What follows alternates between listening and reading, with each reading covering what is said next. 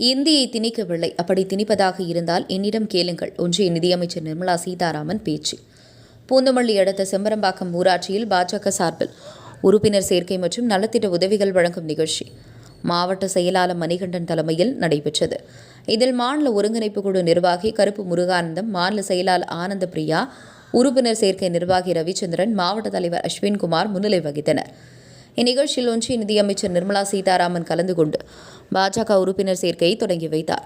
இதையடுத்து ஏற்கனவே கட்சியில் உறுப்பினராக சேர்ந்தவர்களுக்கு உறுப்பினர் அட்டையை வழங்கினார். தொடர்ந்து பல்வேறு நலத்திட்ட உதவிகளை பொதுமக்களுக்கு வழங்கினார். பின்னர் அவர் பேசியதாவது, பாஜகவில் இவ்வளவு உறுப்பினர்கள் இருக்கிறார்கள். தமிழ்நாட்டில் ஒரு எம்பி கூட ஜெயிக்கவில்லை என்பவர்களுக்கு கூட பதில் கூறுகிறேன். 10 ஆண்டுகளாக பிரதமர் மோடி பெண்களுக்கு என்ன கஷ்டம் உள்ளது என்பதை புரிந்து கொண்டு திட்டங்களை செயல்படுத்தி வருகிறார். அவருக்கு திருமணம் ஆகவில்லை. கஷ்டப்பட்டு வளர்ந்த குடும்பத்தை சேர்ந்தவர் என்பதால் பெண்களுக்கு உதவ வேண்டுமென மோடி உதவி வருகிறார். தமிழகத்தில் பல்வேறு கிராமங்களுக்கு தண்ணீர் மற்றும் சாலை வசதிகளை செய்து கொடுத்துள்ளார்.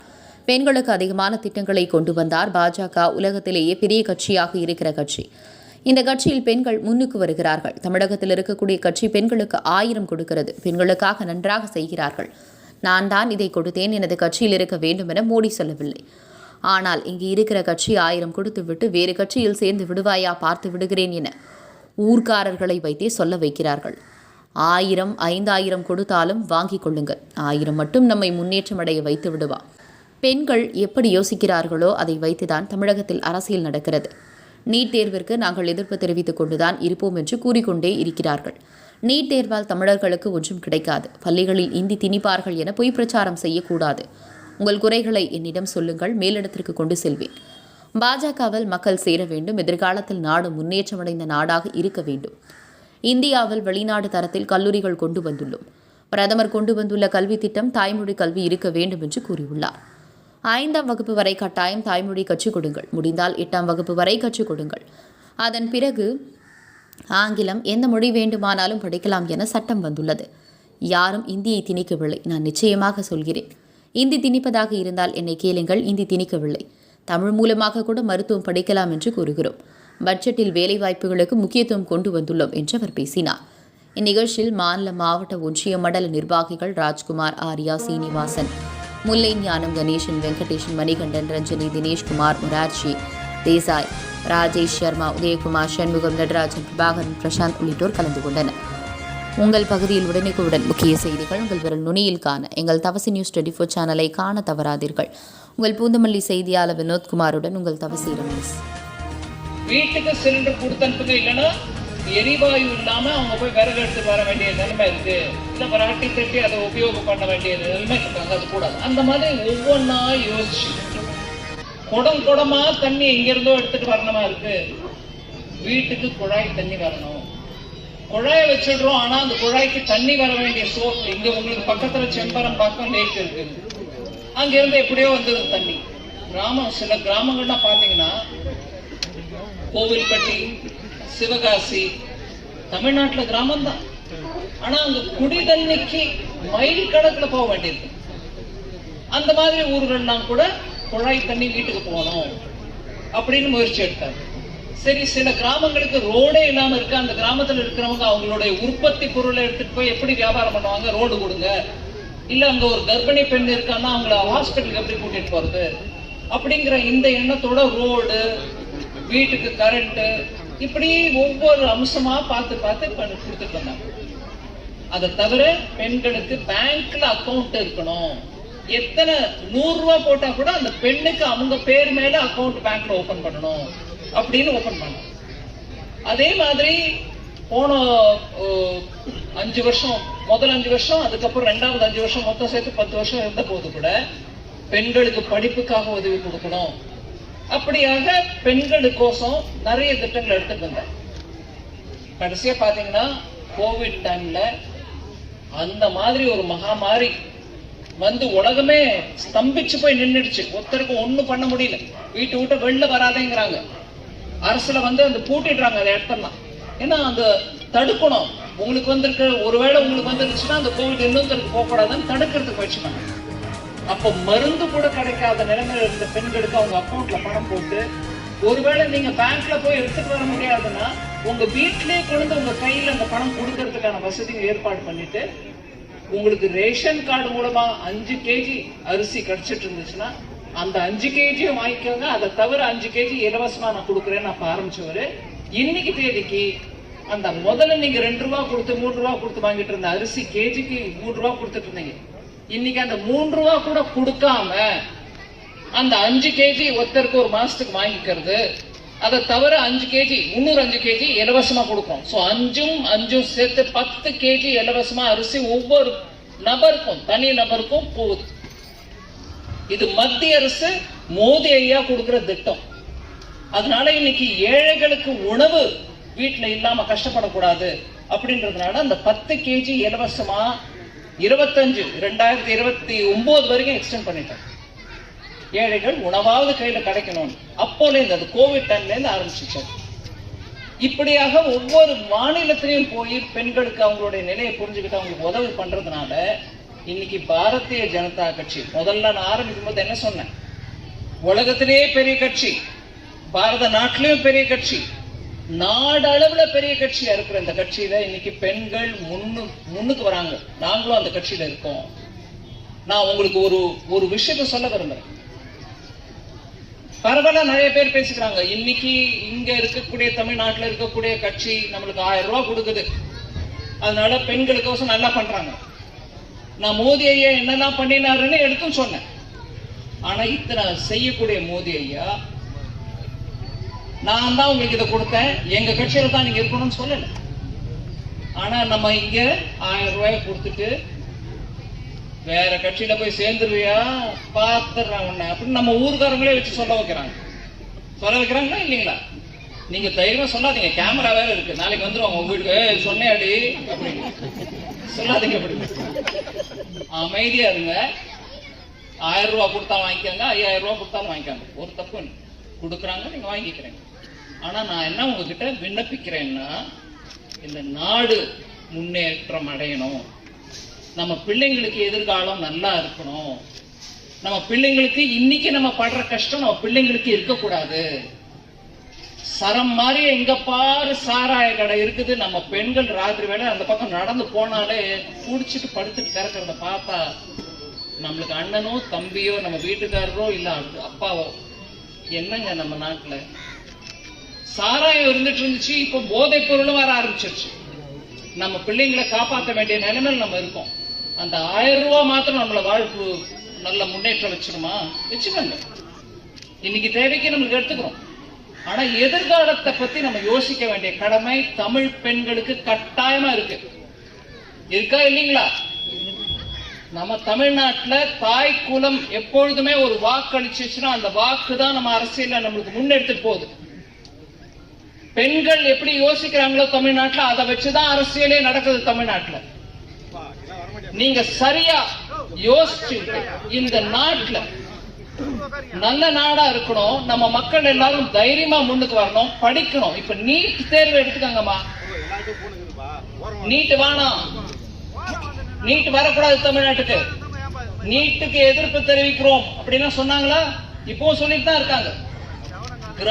கிராமமா போய் பாருங்க, வாய்ப்பே இல்லாத ஏழை மக்களுடைய வீட்டில இருந்து பெண்கள், சின்ன பெண்கள் எல்லாம் முன்னாடி வந்து சொல்றாங்க, எனக்கு நீட் இல்லைன்னா நான் மெடிக்கல் காலேஜ் வாச கதவு கிட்ட கூட போக முடியாது, கேட்டு கிட்ட கூட போக முடியாது நிலைமை எங்களுக்கு. ஆனா இன்னைக்கு எனக்கு நீட் மூலமா வாய்ப்பு கிடைச்சிருக்கு. நானும் MBBS படிச்சு ஒரு கிராமத்துல ஒரு டாக்டரா எங்க கிராமத்துக்கே போவேன். அந்த பொண்ணு எனக்கு தெரிஞ்சவங்க ஒருத்தவங்க சொன்னாங்க, அவங்க கிராமத்துல இருந்து பெண்ணை கூட்டிட்டு போறாங்க. மதுரை போல ஒரு டவுன்ல போய் ஒரு பெரிய மால், இப்பெல்லாம் மால்ல நம்ம முன்னாடி எல்லாம் சந்தைக்கு போவோம், இல்ல ஒரு பக்கத்துல நம்மளுக்கு தெரிஞ்ச ஐயா கடை வச்சிருப்பாரு, அவர்கிட்ட போய் துணி வாங்குவோம், இல்ல ஜவுளி எடுக்கணும்னா ஒரு பக்கம் கொஞ்சம் பெரிய கடைக்கு போவோம்.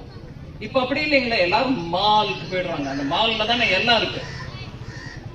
மாலுக்கு போய் நின்னப்போ இவரு வாங்குற மாதிரி வாங்கிட்டு இருக்காங்க. பக்கத்துல ஒரு அம்மாவும் அந்த பொண்ணு வயசுல இருக்கிற ஒரு பொண்ணு வந்துருக்கு. அந்த பொண்ணு சொல்லுது அவங்க அம்மா கிட்ட, வேணாமா வேணாம், பரவாயில்ல, இவ்வளவு செலவு பண்ணாத, நீ கையில வச்சுக்க பணத்தை. ஏண்டி நீ அப்படியே சொல்ற, நீ போற பெரியவங்க எல்லாம் படிக்கிற காலேஜுக்கு உனக்கு நீட் தேர்வு மூலமா கிடைச்சிருச்சு சீட், அங்க 4 பிள்ளைங்களோட இருக்கும்போது நீ நல்ல சல்வார் கமிஸோ சூட்டோ ஏதோ போட்டுக்கனால நல்ல ட்ரெஸ் போட்டுட்டு போனோம் இல்லையாம்மா, அதனால நான் உனக்கு வாங்கி கொடுக்குறேன். இல்லம்மா வேணாம்மா, உன் கையில இருக்கிற பணத்தை நீ என் மேல செலவழிக்காத, நான் படிச்சு நல்லவளை வரணும் சரி, ஆனா நீ பண்ணாத. கெஞ்சுது இந்த பெண். ஆனாலும் அந்த தாயார் வாங்கி கொடுக்குறாங்க. இவர் கேட்டுட்டு மனம் வேதனை, ஆனா சந்தோஷம். வாய்ப்பு கிடைச்ச அந்த ஒரு பெண் நீட் மூலமா, கிராமத்துல இருந்து வந்த பெண்ணு நீட் மூலமா இன்னைக்கு மெடிசன் படிக்கிறதுக்கு வாய்ப்பு கிடைச்சிருக்கு. அந்த தாயாரும் தான் கையில இருக்கக்கூடிய கொஞ்சம் பணம் ஏதோ சேமித்து வச்சிருக்கிறத வச்சுட்டு கடைக்கு வந்துட்டாங்க, வாங்குறாங்க, துணி வாங்கி கொடுக்குறாங்க, நீ போமா போய் படிச்சுக்கிறாங்க, இதுக்கெல்லாம் ரொம்ப சந்தோஷம்ன்றாங்க. எனக்கு மனசு உருகிடுச்சு. அந்த தாய் அந்த பெண்ணுக்கோசம் பண்றாங்க. அந்த பெண் தன் பலத்தின் மூலமாக நீட் தேர்வுல பாஸ் ஆகி இன்னைக்கு மெடிசன் படிக்கணும்னு வராங்க. அந்த தாயும் உணருது அதை. இது எதனால வாய்ப்பு கிடைச்சது? மெடிசன் காலேஜ், மெடிக்கல் காலேஜ்ல போய் ஒரு அட்மிஷன் வாங்கணும்னா 50 லட்சம் வெயி, முதல்ல வருஷம் 10 லட்சம் போடு உன் பொண்ணு படிக்கணும்னா அப்படிங்கிற அந்த நிலைமை போய் இன்னைக்கு கிராமத்துல இந்த ஏழை பெண்கள் கூட மெடிக்கல் காலேஜ்ல போய் அட்மிஷன் வாங்குறாங்கன்னா எப்படி முடியுது? அது நீட் தேர்வால முடியுது. மோடி ஐயா எடுத்துட்டு வந்த நீட் தேர்வு. அதுக்கு இங்க இன்னைக்கு தேதி வரைக்கும் எதிர்ப்பு. ஏன் எதிர்ப்பு? நிறைய பணத்தை போட்டு காலேஜ் ஆரம்பிச்சிடுறாங்க. எங்க காலேஜ் நடக்கணும்னா எனக்கு வேணும் பணம், போட்ட முதலீடு எடுக்கணும்ல, அதனால வெயி. நீ ஏழையா இருந்தா என்ன பணக்காரனா இருந்தா வெயி பணம், அப்ப அட்மிஷன்ங்கிறாங்க. நம்ம போக முடியுமா? நம்ம பிள்ளைங்க அந்த மாதிரி பணம் கொடுத்து படிக்க முடியுமா? அதனாலதான் மோடி ஐயா சொன்னாரு, எல்லாருக்கும் ஒரே சட்டம், ஏழையும் சரி பணக்காரனும் சரி அந்த பரீட்சையை பாஸ் ஆனா அவங்களுக்கு கொடுக்கணும். கேபிடேஷன் ஃபீஸ் என்ற பேர்ல மூட்டையா பணம் வாங்காதீங்க. நம்ம நாட்டுல எத்தனையோ டாக்டர் தேவை, நர்ஸுகள் தேவை. ஹாஸ்பிட்டல்ல இன்னைக்கு போய் அட்மிஷன் பண்ணா டாக்டருக்கு தரமான டாக்டர்கள் கிடைக்கிறதே கஷ்டமா இருக்கு. இது ஓபன் பண்ணது யாருங்க? மக்கள் ஒவ்வொருத்தருக்கும் அந்த வாய்ப்பு கிடைக்கணும்னு அந்த மெடிக்கல் காலேஜுக்கு ஓபன் பண்ணது யாருங்க? அந்த நீட் தேர்வுக்கு இன்னைக்கு வரைக்கும் நாங்களும் எதிர்ப்பு தெரிவிச்சுக்கிட்டே தான் இருப்போம். அப்போதைக்கு கிராமத்தில் இருக்கிற பெண்கள் எல்லாருக்கும் வாய்ப்பு அளிக்கிறது, அவங்க போய் படிக்கிறாங்க ஹாஸ்பிட்டல். இப்படியாக ஏழைகளை மனசுல வச்சுக்கிட்டு ஒவ்வொரு வாய்ப்பும் நம்ம ஏழை மக்களுக்கு கிடைக்கணும். பணக்காரர்கள் வச்சிருக்கிற இந்த காலேஜின் மூலமாக எல்லாருக்கும் வாய்ப்பு கிடைப்பது இல்லை என்றதை புரிஞ்சுக்கிட்டு அவர் ஒரு முதல் அடி எடுத்து வச்சார். அது நம்மளுக்கு நல்லதா இல்ல நம்ம எதிர்காலத்துக்கு நல்லதா, நம்ம பிள்ளைங்களுக்கு நல்லதான்றது யோசிக்கணும். நம்ம இந்த மாதிரி பிரச்சாரம் பண்ணிக்கிட்டு நீட்னால தமிழர்களுக்கு ஒன்றும் கிடைக்காது, நம்ம பள்ளிக்கூடங்கள்ல ஹிந்தி திணிப்பாங்க, இந்த மாதிரி பொய் பிரச்சாரம் சொல்லக்கூடாது. மோடியை எடுத்துட்டு வந்திருக்கிற எஜுகேஷன் பாலிசி, அதாவது கல்வி திட்டம், அதுல தாய்மொழி கல்வி இருக்கணும். 5ஆம் கிளாஸ் வரைக்கும் கட்டாயமா தாய்மொழி மூலமா கத்துக் கொடுங்க. முடிஞ்ச 8ஆம் கிளாஸ் வரைக்கும் கற்றுக் கொடுங்க. அதுக்கப்புறம் இங்கிலீஷும் படிக்கட்டும், மீதி எல்லா பாஷையும் படிக்கட்டும் தான் சட்டம் வந்திருக்குது. எஜுகேஷன் பாலிசி, கல்வி திட்டம் எடுத்துட்டு வந்து அதையும் ஒரு விதமான ஒரு பிரச்சாரம் எடுத்துட்டு வருது. இல்லைங்க அவங்க ஹிந்தி திணிக்கிறாங்க. யாரும் ஹிந்தியை திணிக்கல. நான் உங்களுக்கு இங்க நின்று கச்சிதமா சொல்றேன். இல்லைங்க ஹிந்தி திணிக்கிறீங்க அப்படின்னு சொன்னா என்ன கேளுங்க. ஹிந்தி திணிப்பு இல்ல, தாய்மொழி கல்வி. முடிஞ்சா மெடிக்கல் காலேஜ்ல கூட தமிழ் மூலமா மெடிக்கல் காலேஜ் பண்ணுங்க தான் சொல்றோம். இததான் எடுத்துட்டு வந்திருக்கோம். இப்படி ஒவ்வொரு திட்டத்திலையும் அவரு நம்ம மக்கள் எல்லாரையும் சேர்த்து எடுத்துட்டு போனோம். இத்தனை பேசுறவங்க நான் சொல்றேன் உங்களுக்கு, கடந்த 10 ஆண்டுகள்ல தமிழ் மொழியை பற்றி, தமிழை பற்றி, தமிழ்லேந்து இருக்கக்கூடிய திருக்குறளை பற்றி நம்ம நாட்டுல மாத்திரம் இல்ல வெளிநாட்டிலையும் எடுத்து பேசினவர் யாருங்க? இதுக்கு முன்னாடி ஆட்சியில் இருந்தவங்க எத்தனை பேர் வேணாலும் பாருங்க. எத்தனை முறை தமிழை எங்க உலக அளவுல எடுத்துட்டு போய் பேசுறாரு என்று. ஏன்னா தமிழ் அப்பேற்பட்ட மொழி. அந்த மொழிய இவரும் அதை 4 பேர்கிட்ட பேசணும், அதை எடுத்து சொல்லணும்ன்ற அந்த விருப்பத்தோட செய்யறாரு. தமிழ் மொழியின் அந்த பழமையை புரிஞ்சுக்கிட்டு எடுத்துட்டு பேசுறாங்க. ஏன் முன்னாடி நம்ம எல்லாரும் கூட பண்ணலாமே, நீங்களும் பண்ணுங்க, நானும் பண்றேன், யார் வேணா பண்ணலாம். அவர் ஏன் பண்றாருன்றத நம்ம புரிஞ்சுக்கணும். தமிழ் மீது இருக்கக்கூடிய மரியாதையும், தமிழ் மொழியின் மேல இருக்கக்கூடிய, தமிழ் பண்பாட்டின் மேல இருக்கக்கூடிய அந்த ஒரு மரியாதைக்கு மேலதான் அவர் இந்த மாதிரி எல்லாம் பண்ணிட்டு இருக்காரு. ஆனா நாங்க அதை நம்ப மாட்டோம், நம்ம வைக்க மாட்டோம், பொய் பிரச்சாரம் பண்ணுவோம்.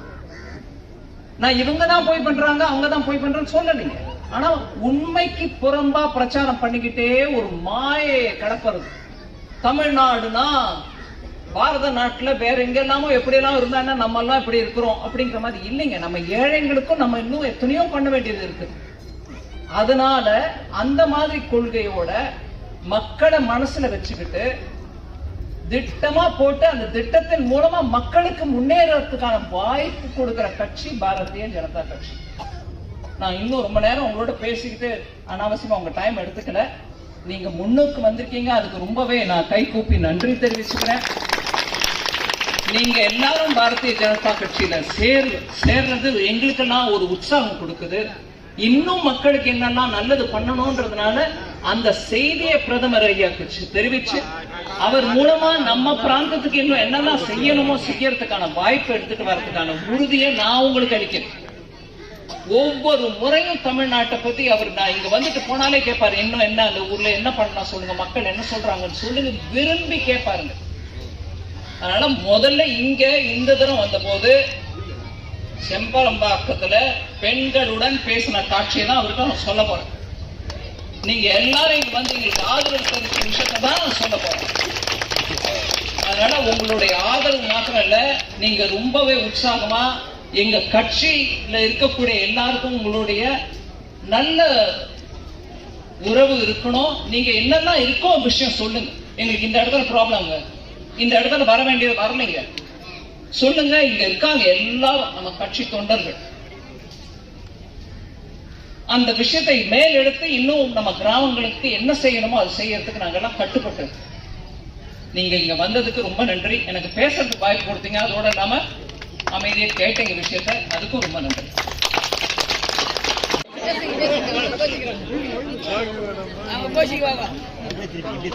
கேட்டீங்களா அவங்க என்ன சொன்னாங்க? நீங்க அவங்களோட கூட பேசணுமான்றதுக்கு அவங்க கோச்சுக்குவாங்க, பேசிட்டாங்க. நீங்க ஊர்க்காரர் தான், ஆனா உங்களை பத்தி அப்படி சொல்றாங்க. மைக் பேசிட்டு தான் பேசணும், உங்களுக்கு தெரியும், காதல முடிஞ்சிருக்கும். நீங்க இங்க வந்ததுக்கு ரொம்ப நன்றி. இல்லங்க நீங்க எல்லாரும் கட்சியில சேரணும். பாரதிய ஜனதா கட்சி பெண்கள் கிட்ட நிறையவே பேசினா, உங்ககிட்ட கொஞ்சம் குறைச்சலாம் பேசுறேன். ஆதரவு கொடுத்ததுக்கு ரொம்ப நன்றி.